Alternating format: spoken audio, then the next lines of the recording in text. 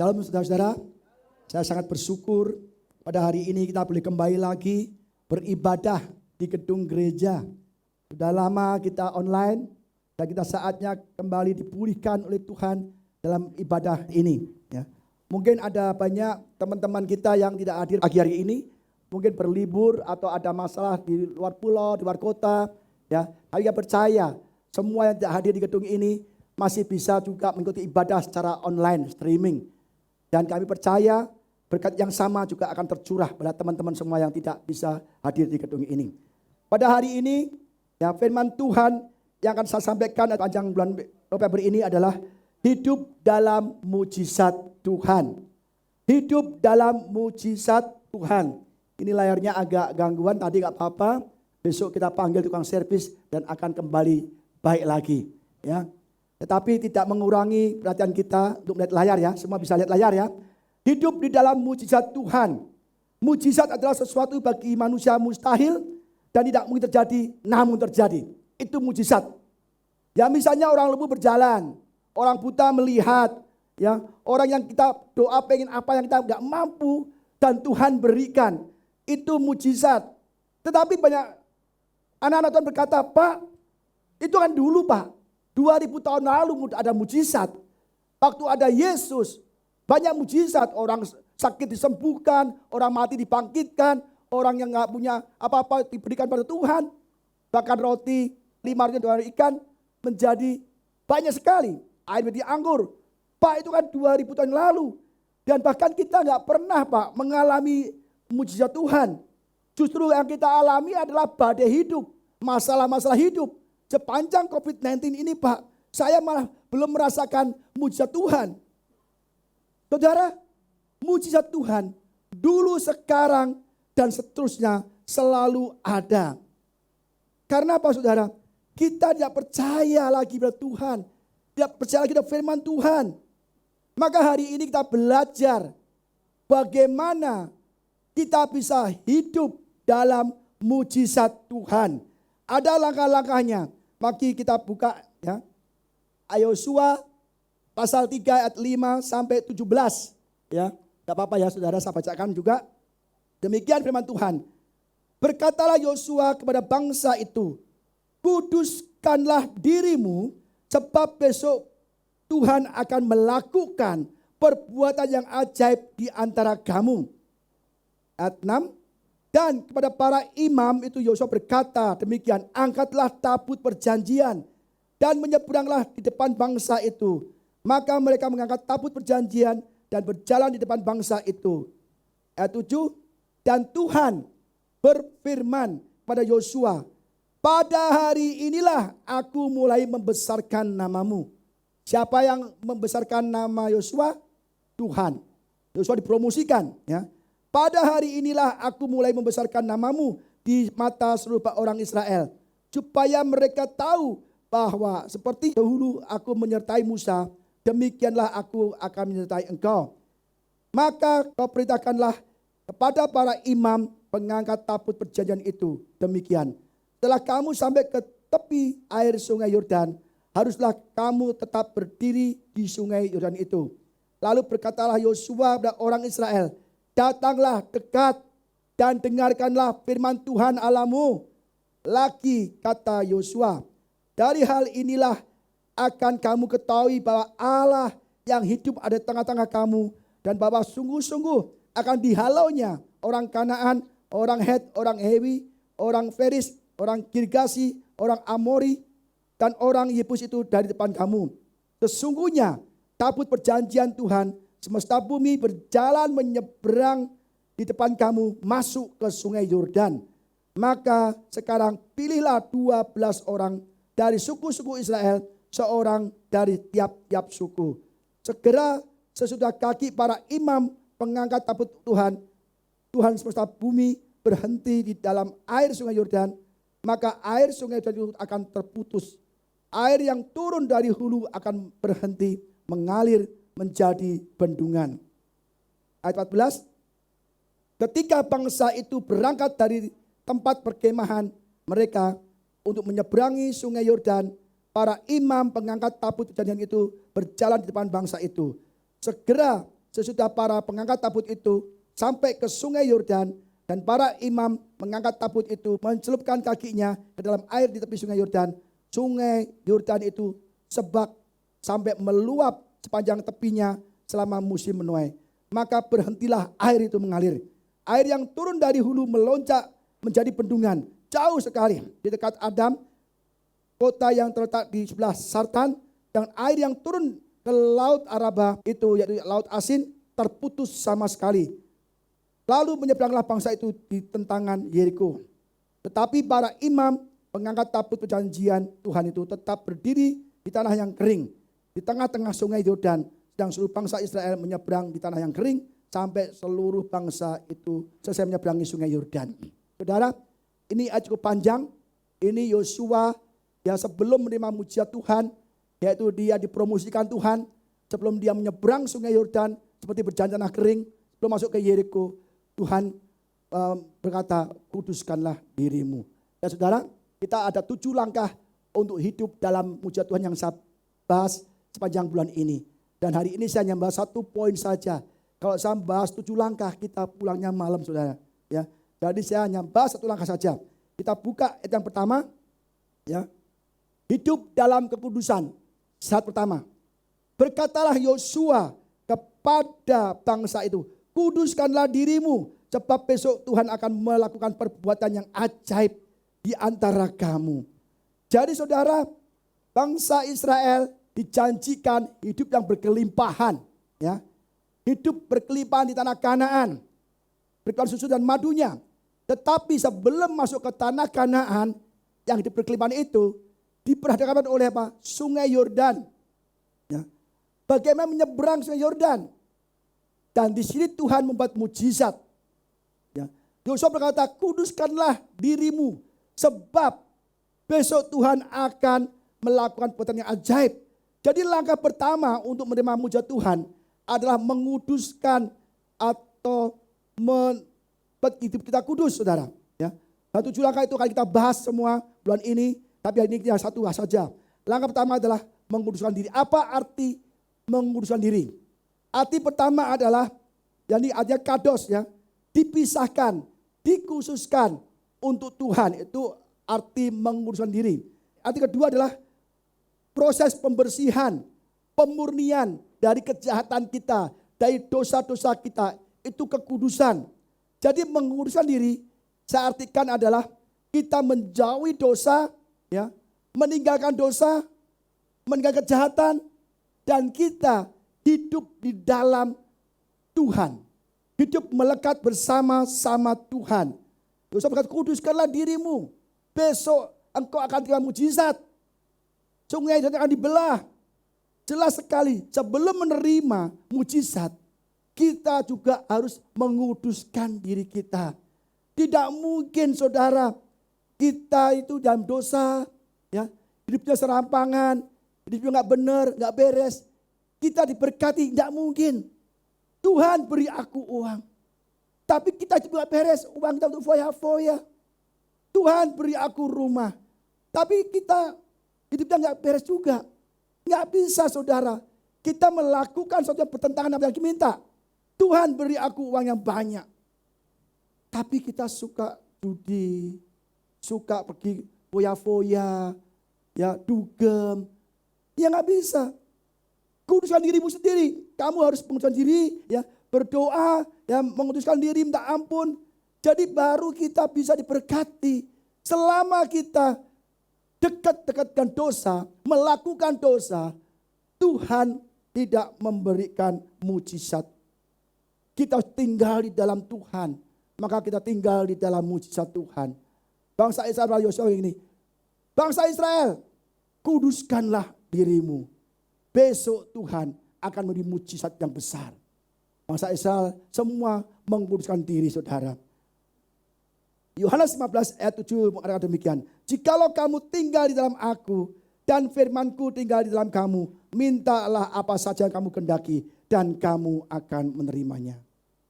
Saudara, ini perkataan Yesus. Jikalau kamu, kita tinggal di dalam Yesus dan firman-Nya tinggal di dalam kita, minta apa saja yang kita kehendaki, maka Tuhan memberikannya.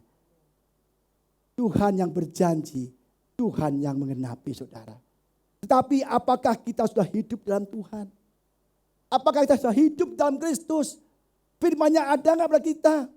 Kita anak-anak Tuhan maunya mujizat, berkat. Tetapi kita ibadah malas, baca Alkitab malas, berdoa malas. Jika firman-Ku tinggal di dalammu. Firman yang mana? Ini semua firman Tuhan. Sudahkah kita baca firman Tuhan? Kita baca firman Tuhan malas. Tidak bisa Tuhan kasih berkat mujizat kalau kita tidak pernah ada firman di dalam kita. Dan kalau ada firman dalam kita yang hidup dalam Tuhan, minta apa saja yang kamu kehendaki, Tuhan memberikannya.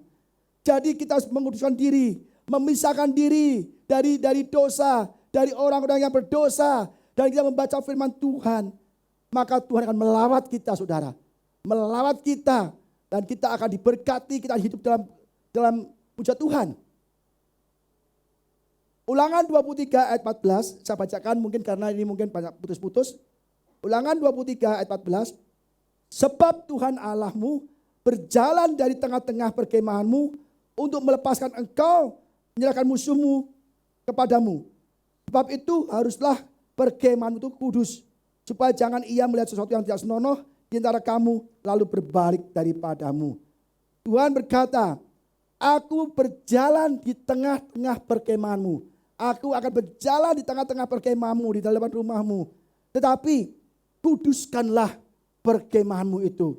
Haruslah kudus. Karena Tuhan itu kudus. Dia gak mau berjalan di tempat yang tidak senonoh. Maka Tuhan berkata, kuduskanlah perkemahanmu. Saudara, jika kita ingin Tuhan melawat hidup kita, maka kita harus kudus. Amin saudara. Jika kita ingin Tuhan melawat bisnis kita yang kudus. Jangan menipu, jangan korupsi, jangan membohongi. Ya, orang beli dengan harga segini, begitu dia bayar kasih yang jelek, nggak bisa. Saya belajar dalam bisnis, saya bilang kalau usaha, kalau dagang, jangan sekali-sekali menipu. Jangan sekali-sekali merugikan customer. Karena kalau kita dipercaya customer, maka berkat akan datang sendiri. Tapi kalau kita menipu orang untuk masukan sementara, kita membohongin orang. Orang nggak percaya kita lagi, saudara. Dan Tuhan yang memberkati. Kalau kita ingin Tuhan memberkati usaha kita, melawat usaha kita, untuk berjalan tengah-tengah usaha kita, kuduskanlah usaha kita, saudara. Jika kita ingin Tuhan melawat rumah tangga kita, kuduskanlah rumah tangga kita. Kalau rumah tangga kita nggak kudus, ada yang selingkuh, Tuhan tidak melawat rumah tangga kita. Tuhan tidak mau berjalan di tengah-tengah rumah tangga kita. Karena apa? Rumah tangga kita nggak kudus, saudara. Sebab jika Tuhan melihat sesuatu yang tidak senonoh, Dia berbalik akan melawan kita, saudara.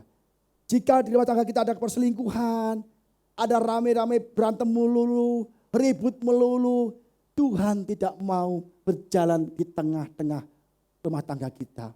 Jika bisnis kita tidak senonoh, ya, tidak kudus, apa artinya? Kita untuk laris ke dukun, ke paranormal, ke orang pinter, ke suhu. Banyak loh orang Kristen yang masih percaya paranormal, percaya dukun, pesugihan, suhu, yang meramal. Saudara, itu suatu hal yang tidak senonoh di mata Tuhan. Dan Tuhan tidak akan berjalan di dalam bisnis kita, saudara.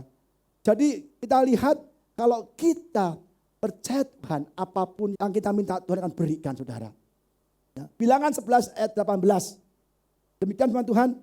Tetapi kepada bangsa itu haruslah kau katakan, kuduskanlah dirimu untuk besok. Maka kamu akan makan daging. Sebab kamu telah menangis di hadapan Tuhan dengan berkata, siapakah yang akan memberi kami makan daging? Begitu baik keadaan kita di Mesir, bukan? Tuhan akan memberi kamu daging untuk dimakan. Bangsa Israel, dia menangis-nangis. Musa, kita nggak pernah makan daging. Kapan kita bisa makan daging, Musa? Berikan kami. Menangis-nangis, berdoa. dan Tuhan memberikan. Tetapi sebelumnya apa? Kuduskanlah dirimu untuk besok. Selalu Tuhan memberikan mujizat setelah kita menguduskan diri. Memisahkan diri dari dosa. Memisahkan diri dari lingkungan dosa. Dan kita hidup di dalam kesetiaan dengan Tuhan, berdoa, memuji, menyembah, jangan baca Alkitab. Dan kita akan siap menerima mujizat Tuhan. Dan besoknya langsung dari mana-mana datang burung puyuh banyak sekali. Sampai tanah itu gak kelihatan saudara. Bayangkan, minta daging yang diberikan daging sebanyak-banyaknya. Sampai pas saya makan, masih ada di mulut, makan lagi. Tuhan marah, ini serakah banget nih. Saudara, Tuhan kalau memberikan mujizat tidak tanggung-tanggung.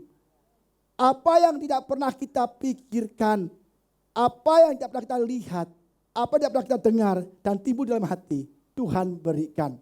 Asal kita mau menguruskan diri kita. Saudara mau hidup dalam mujizat Tuhan?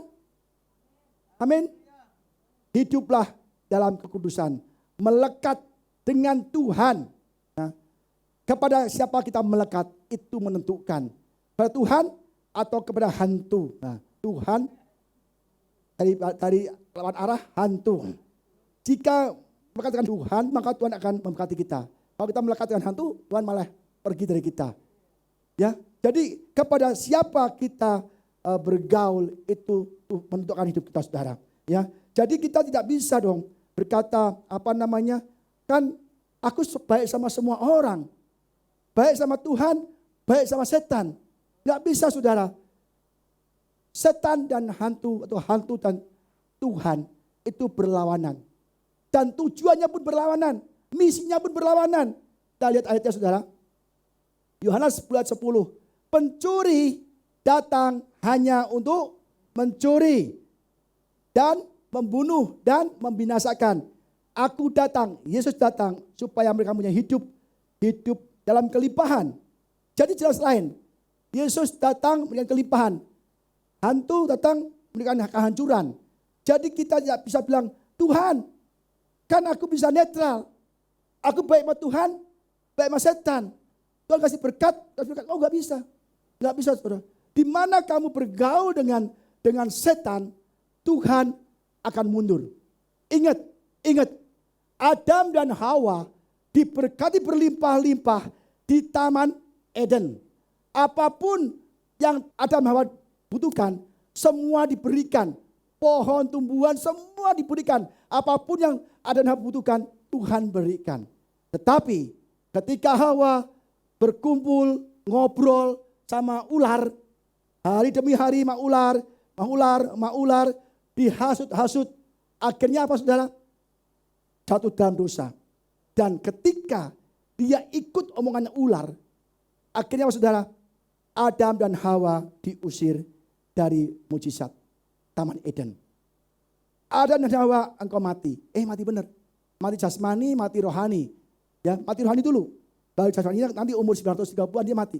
Jadi saudara, kalau Adam dan Hawa tidak bergaul dengan ular, tidak ngobrol dengan ular, tidak makan buah yang dikasihkan ular itu, maka Adam dan Hawa selama-lamanya hidup di Taman Eden. Kalau kita bergaul dengan ular, kita akan dipatok, saudara. Mati kita, saudara. Kalau ada ular, hindari. Ular itu licik dan jahat. Kita bisa dipatok, kita bisa mati. Dan kita ditinggal di mata orang lain. Ingat, banyak kejadian penari ular. Ya, kita lihat di YouTube, penari ular. Mati dipatok ularnya sendiri. Ada pendeta, khotbah di mimbar pakai ular. Dipatok juga sama ular. Dan hampir mati. Di ICU, hampir mati. Ular itu jahat dan licik. Kita jangan sampai dekat-dekat dengan ular. Kalau ada ular, kita harus menghindar, saudara. Supaya kita enggak kemakan racunnya. Akhirnya indah, ada makanan, ada buah, enak dipandang. Tapi dalamnya racun, saudara. Saya juga demikian. Saya menguruskan diri dari teman-teman saya. Saya punya teman sahabat baik dah lama. Ya, hidupnya sama-sama amburadul dulu, saudara. Tetapi banyak yang bertobat, hanya satu yang belum bertobat. Dia bikin grup WA khusus sahabat lama. Ya. kawan lama. Ya. Jadi dia bikin grup.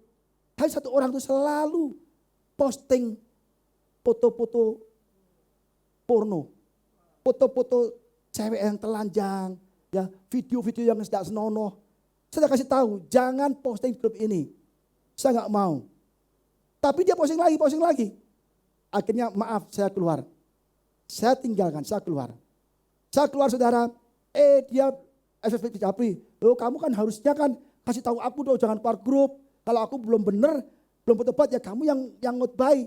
Enggak, udah kasih kamu khotbah, udah kasih nasihat berkali-kali. Tapi kamu masih pasang foto-foto yang porno. Berarti kamu tidak mau menerima firman. Kamu tidak mau diperbaiki. Itu dah watak karaktermu. Saya live lagi. Live kan? Tarik lagi dia. Di-invite lagi ke grup. Saya bilang, maaf, saya out lagi. Dan dimasukkan lagi saudara. Loh kok ada grup lagi? Saya out lagi saudara. Pertama saya out, dia masukkan lagi. Dia kasih gambar-gambar baik. Ya. Tapi saya tahu, itu kabar baik untuk memancing saya masuk di grup. Hari kalau itu dia kasih gambar porno lagi. Saya out lagi, saya nggak mau kan. Saya out 3 kali. Dan sekarang dia nggak invite saya lagi. Saya nggak mau. Bersama-sama ular. Saya nggak mau bersama-sama pendosa. Mungkin kayaknya nikmat. Oh, hai. Tapi itu udah racun saudara. Dan kalau kita masuk ke dalam racun itu, Tuhan tidak akan memberkati. Kita di dalam Tuhan udah menerima tubuh darah Yesus. Kita hidup dan terang. Kita putih. Iblis, hantu itu hitam. Bagaimana putih dan hitam bisa bercampur? Kalau kita putih dekat dengan hitam, jadinya apa saudara? Abu-abu. Kalau abu-abu tidak bisa kembali jadi putih. Apa bisa jadinya? Jadinya hitam. Kita putih itu hitam. Kita dekat-dekat dengan hitam. Dekat-dekat dengan hitam. Lama-lama kita jadi abu-abu. Kalau abu-abu tidak bisa jadi putih. Apa bisanya? Jadi hitam. Saudara, hati-hati. Hidup kita harus hati-hati. Kalau kita mau hidup dalam mujizat Tuhan, kita harus hidup kudus. Teman kita kudus. Omongan kita kudus. Rumah tangga kita kudus. Pekerjaan kita kudus. Maka Tuhan akan berkati. Jangan terjebak. Jangan bilang, Tuhan, tidak bisa dong hamba bilang, Tuhan, kan aku netral Tuhan. Kamu baik. Iblis baik juga. Salahnya apa dikasih aku makanan kok. Kasih aku apel kok. Kan gak masalah Tuhan. Oh gak bisa. Tuhan kita ada Tuhan yang cemburu. Dia gak mau. Kita percaya Tuhan dan berkumpul dengan setan. Maka kita tidak boleh. Karena lain. Kita diajak diiming-imingi. Ya dibujuk dan kita jatuh. Ini kisah nyata. Saya punya teman.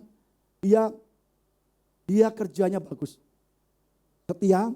Dan dia kerja di perusahaan yang besar ternama. Kisah nyata. Dan gajinya nggak tanggung-tanggung, puluhan juta. Dia ada fasilitas macam-macam. Dan dia hebat saudara. Tetapi ketika dia melihat perusahaan lain, kompetitor, dia mulai tertarik.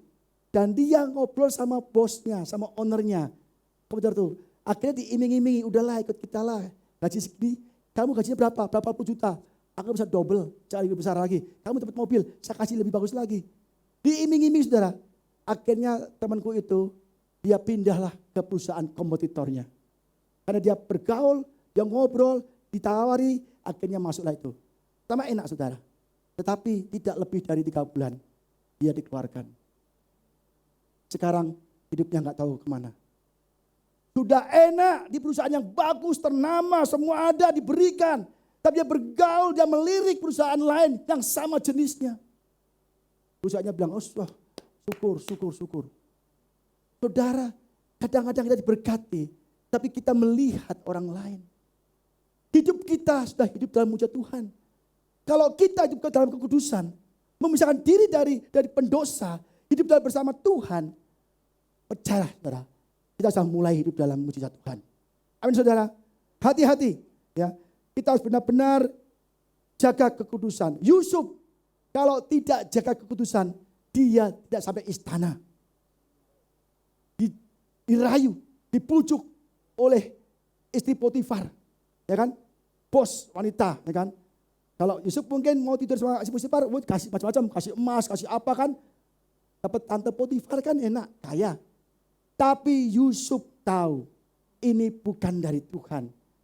Dia akan melawan Tuhan kalau dia mau sama istri Potifar. Yusuf menjaga kekudusan. Bukan ngobrol sama istri Potifar. Lari, pergi keluar, meninggalkan istri Potifar.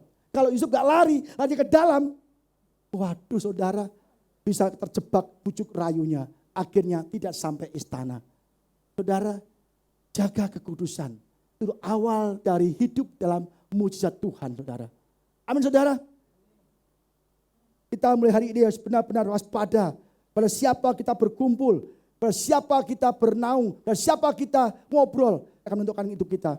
Lihat nih, Mazmur 1 ayat 1-6. Ya. Ayat terkenal nih, berbahagialah orang yang tidak berjalan menurut nasihat orang fasik, yang tidak berdiri dan orang berdosa, dan yang tidak duduk dalam kumpulan pencemooh. Dalam bahasa Inggrisnya, blessed, diberkatilah. Blessed is the man that walketh not in the counsel of the ungodly, not standeth in the way of sinner, not sitteth in the seat of the scornful. Saudara, di dalam bahasa aslinya, diberkatilah engkau. Kalau engkau tidak berjalan menurut nasihat orang fasik. Kenapa kita berjalan menurut orang fasik? Dan kita kumpul, dengar, kasih nasihat. Dan kita berjalan menurut orang fasik. Dan kita tidak berduduk bersama orang pendosa, duduk kumpulan pencemooh, mengkritik, menyerang, menghasut. Saudara, kita sedang jauh-jauh dari berkat. Hati-hati saudara, saya peringatkan, jemaat di sini, jangan sampai kumpul dengan orang-orang fasik. Jangan kumpul dengan orang pendosa, karena Tuhan akan tidak berjalan tengah-tengah saudara. Ini firman Tuhan. Hati-hati saudara, orang Farisi adalah orang fasik. Dia akan kerja, yes. Berdoa, yes. Baca firman, yes. Ini baca firman Tuhan, membaca Taurat, apal semua. Tapi Tuhan mengecam mereka. Celakalah. Kenapa? Dia orang fasik. Dia apal firman, yes. Tapi dia memfitnah Yesus. Memutar balikan kebenaran. Yesus ditangkap, dibunuh karena orang Farisi dan ahli Taurat. Hati-hati. Jangan kumpul orang-orang Farisi. Jangan kumpul ahli Taurat. Yang ke gereja kelihatannya. Tapi hatinya busuk, hatinya jahat. Kita akan termakan, terhasut. Dan kita akan dilemparkan dari Taman Eden. Jauh dari berkat Tuhan. Orang fasik adalah orang jahat. Orang iri. Melihat keberhasilan orang lain. Nggak suka orang lain berhasil. Ada orang pakai tas mahal, merek terkenal. Mungkin LV atau Gucci. Itu mah Tanah Abang punya. Lihat orangnya sih nggak mungkin itu asli. Ya kan? Lihat aja tuh. Cara naruhnya aja beda. Kalau asli pasti kan dia hati-hati di kursi. Kalau di bawah itu pasti bukan asli punya. Ya biarinlah dia pakai merek Tanah Abang, biar aja. Ya kan, apa salahnya? Kita pakai mobil baru, itu pesugihan, itu korupsi, itu menipu orang. Itu orang iri hati, orang sirik. Akhirnya usaha sukses juga diiri. Itu sukses, hebat, kaya. Itu main dukun tuh, sugihan tuh. Waduh, itu banyak tuh paranormalnya. Orang kalau iri itu ada aja yang dimasalahkan. Ada saja saudara. Kita jangan mendengarkan orang iri. Selalu kita akan salah saudara. Amin saudara, kalau iri, dengki nanti mulai menyerang. Jangan saudara. Orang yang iri, dengki dan menyerang. Itu benar-benar kasihan sekali. Dia jauh dari berkat Tuhan. Dia gak menyadari. Setelah berhasil, hore, ada hancurkan mereka, aku berhasil. Saudara, dia sedang berhasil masuk neraka. Orang Farisi, ayat Taurat, hore, aku berhasil menghasut rakyat. Supaya Yesus disalib, dibunuh. Aku hebat, sukses, Yesus mati. Padahal kematian Yesus membawa kita selamat. Mereka gak sadar. Manusia mereka-rekakan yang jahat. Tapi Tuhan mereka-rekakan untuk kebaikan kita. Apapun terjadi untuk kita saudara. Tetap percaya Yesus. Hidup dalam firman. Itu penting sekali saudara. 1 Korintus 15 ayat 3 dikatakan. Janganlah kamu sesat. Janganlah kamu sesat. Pergaulan yang buruk merusak kebiasaan yang baik. Dulu kita baik. Dulu kita mungkin enggak berdosa. Enggak perzina. Enggak berjudi. Tapi kita kumpul dengan orang perzina, pencemooh, penjudi. Kita akan rusak. Dan kita akan jadi penjudi, pezina, pencemooh, pengkritik, orang iri. Dan hidup kita hancur. Saya mau jemaat di GPI Opres ini dan setiap orang mendengarkan firman Tuhan hari ini benar-benar mulai menguduskan diri. Karena besok Tuhan akan memberikan mujizat pada kita. Amin saudara. Lebih baik tinggal bersama satu domba daripada tinggal dengan 10 serigala. Kita kalau punya satu domba enak. Tinggal dengan domba enak. Kalau domba kita lapar, kita lupa kasih makan, paling kita sedih dombanya agak kurusan. Tapi kalau kita punya kumpul dengan 10 serigala, kita lupa kasih makan, kita yang dimakan saudara. Lebih baik kumpul satu domba, daripada kumpul dengan 10 serigala. Lebih baik kumpul dengan satu orang yang cinta firman Tuhan, daripada kumpul 10 orang yang menjauhi firman Tuhan. Hati-hati. Itu yang pertama, kekudusan adalah menjauhkan diri dari orang-orang yang tidak kudus.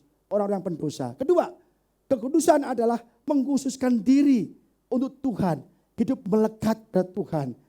Ya, jadi kita harus benar-benar melekat pada Tuhan. Apa itu melekat pada Tuhan? Lihat nih. Tetapi yang kesukaannya adalah Taurat Tuhan. Dan yang merenungkan Taurat itu siang dan malam. Ia seperti apa?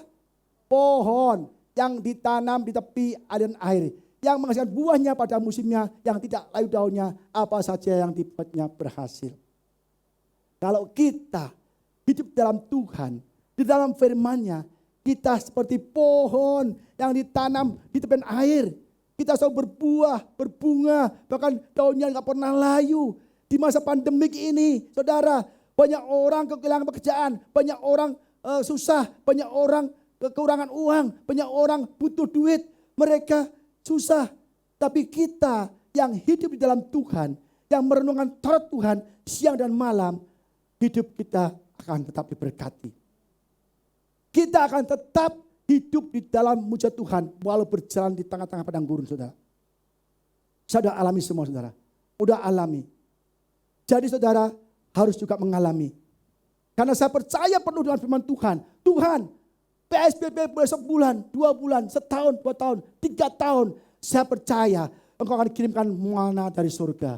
Burung puyuh dari mana-mana. Engkau kirimkan berkat kepada kami. Karena kami percaya Engkau melindungi kami. Saudara, ingat, bangsa Israel kena PSBB 40 tahun. Dia nggak bisa bekerja, nggak ada income. Tapi Tuhan buka 3 langit, mencurahkan berkat-berkatnya. Roti pada pagi hari, burung pada sore hari. Enak kan? Jadi kita kalau PSBB udah sepanik. Aduh gimana nih. Oh kemana ya, nggak tolong ya. Nggak bisa. Semakin kita mencari teman, minta bantuan, Tuhan mundur. Semakin kita mengandalkan manusia, Tuhan mundur.